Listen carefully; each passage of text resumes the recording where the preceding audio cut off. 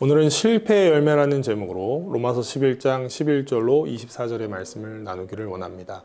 로마서에서 바울은요, 이스라엘 백성은 하나님 섬기기를 실패했다고 말합니다. 그들은 왜 실패했던가요?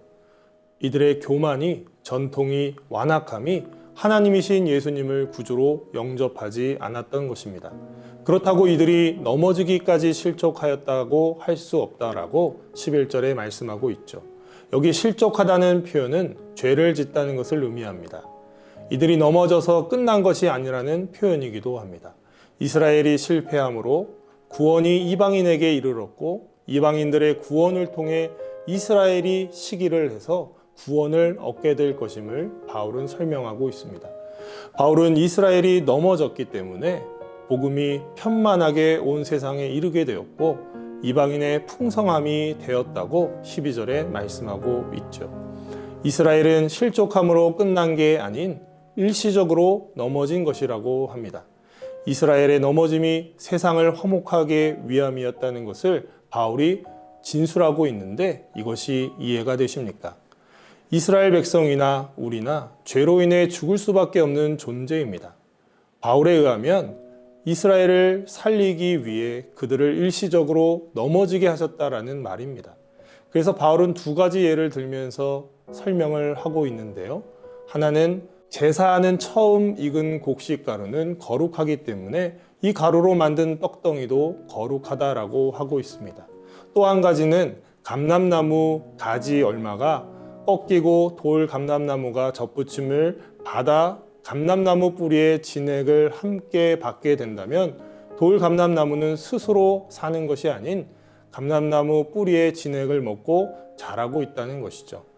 그러므로 바울은 이방인인 로마의 그리스도인들에게 자랑하지 말라고 경고하고 있습니다. 게다가 20절에는 높은 마음을 품지 말고 도리어 두려워하라고 말씀하고 있습니다.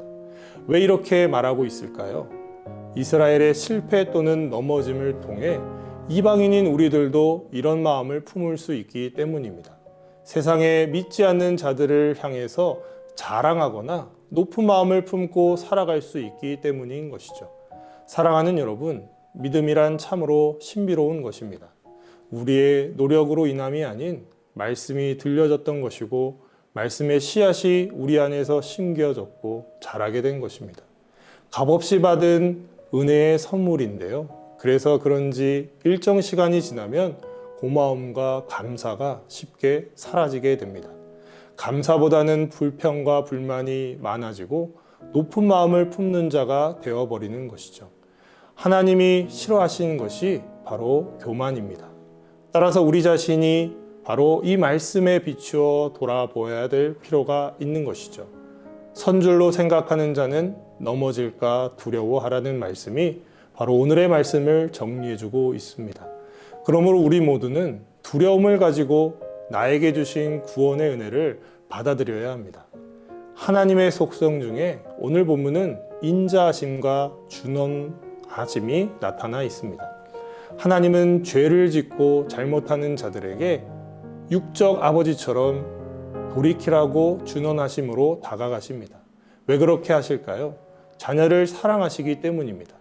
반대로 하나님의 자녀가 하나님의 그 인자하심에 머물러 있다면 그 인자하심이 오랜 기간 동안 있을 것이라고 말씀하고 있습니다.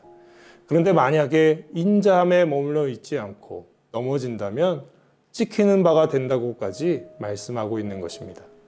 이스라엘의 실패는 이방인들이 구원을 받게 되는 열매를 얻게 되었습니다. 우리 자신도 살아가면서 실패하고 넘어지는 것이죠. 교회 공동체도 때로는 연약해서 실패하고 넘어지기도 합니다. 그렇다고 완전히 끝난 것은 아니란 말씀입니다. 오히려 이 실패를 통해서 하나님은 우리를 풍성하게 만드실 것이고 우리 공동체를 더 귀하게 사용하실 것입니다. 다시금 구원의 은혜를 받은 자로서 주님께 겸손히 나와 하나님이 일하실 것들을 바라보면서 또 이 구원의 감격을 함께 나누기를 소원하는 여러분들 모두 되시기를 주님의 이름으로 축복합니다.